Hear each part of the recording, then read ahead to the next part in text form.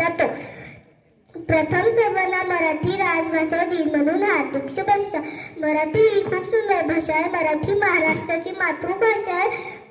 आपण सर्वांनी मराठी भाषेचा आदर केला पाहिजे। कोणतीही भाषेला मराठी भाषेचे महत्त्व खतम होणार नाही।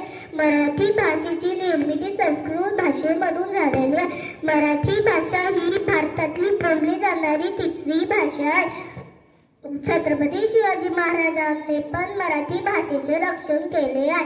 आपण मराठी भाषेला टिकवण्यासाठी प्रयत्न केले पाहिजे। मराठी भाषेची विरोधी संस्कृत सर्वांना पटवून द्यायला पाहिजे।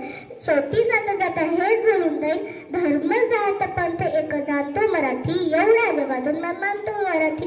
जय हिंद, जय महाराष्ट्र।